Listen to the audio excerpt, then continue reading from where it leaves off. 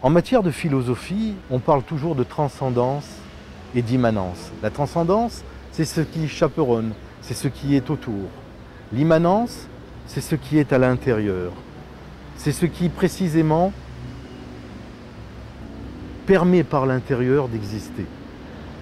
Cette transcendance et cette immanence, par l'état de la prière, devient commune. On arrive à les confusionner, on arrive à les collusionner, on arrive à les confondre. Et lorsqu'on est arrivé à l'état de confusion de ces deux données, on a réussi. On a réussi quoi? L'osmose entre l'univers et nous-mêmes. Et lorsque l'on est dans l'osmose entre l'univers et nous-mêmes, et c'est là le véritable miracle que je cherche, je ne l'ai pas encore complètement trouvé, mais je m'en approche, eh bien je me sens heureux. Ça me rend profondément heureux. Voilà, j'avais envie d'échanger quelques mots à cet égard avec vous, et je suis content. Il est clair que l'énergie n'est pas quelque chose d'anodin, c'est quelque chose de profondément intime. Quand on parle d'énergie, on peut en parler à la manière d'un physicien. Je suis physicien, donc je peux parler de l'énergie. Mais c'est plat, c'est pas poétique. Je préfère être dans la poétique de la physique que dans la physique physicienne au sens propre du terme. On pourrait croire que mon débat n'est pas scientifique, il l'est. Comme l'a dit Bobola, il avait raison. Les choses les plus scientifiques sont celles qui vont émerger à l'aube de ce 3e millénaire. Et elles procèdent de l'honnêteté. Il faut qu'on soit honnête avec nous-mêmes. Et le propos que je vous tiens est un propos simple, qui ne s'encombre pas d'équations, mais qui s'encombre par contre d'émotions. Pourquoi? Parce qu'il y a l'amour. Pourquoi? Parce qu'il y a un sens à la vie. Pourquoi? Parce qu'il y a deux rives. La première et la deuxième. Et entre les deux s'écoule le temps. Entre les deux s'écoule l'espace. Entre les deux s'écoule l'existence. La vie a un sens. La vie ne peut avoir un sens que quand on aime. Il n'y a que par l'amour que la vie a un sens. Imaginons par exemple que l'on rencontre quelqu'un qui a un problème, quel qu'il soit dans la vie.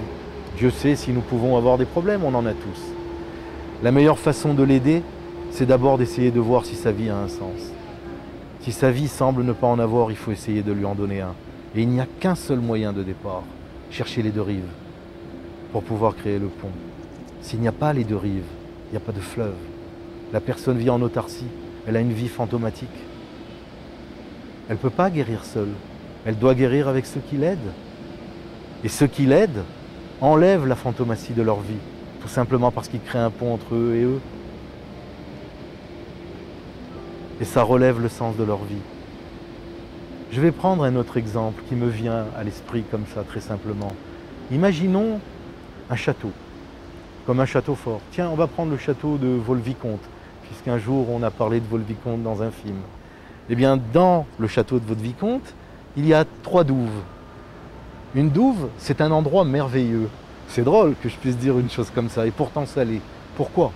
Parce qu'une douve n'est rien d'autre qu'un endroit qui canalise de l'eau, comme ce fleuve. Et dans une douve, il y a 2 rives. La première rive, c'est le château. La deuxième, c'est la rive d'en face. Et entre les deux, on peut tendre un pont. C'est ce qu'on appelle le pont-levis. Eh bien, c'est parce qu'il y a une douve que le château prend son sens. C'est un château fort. Il est ultime. Il est fier. Si on enlève les douves, le château n'est plus fortifié, parce qu'il n'est plus protégé. Donc il est clair que les douves donnent un sens au château. Le sens de la vie d'un château, ce sont les douves qui les lui donnent. Et c'est pour ça qu'il devient un château fort. Voilà pourquoi je dis la canalisation de l'eau est très importante pour la circulation de celle-ci, par le biais de 2 rives. Les 2 rives sont très importantes pour la circulation du sens de notre vie. Si tu n'existais pas pour que je te parle, ce que je dirais se déliterait dans l'univers et n'aurait aucun sens.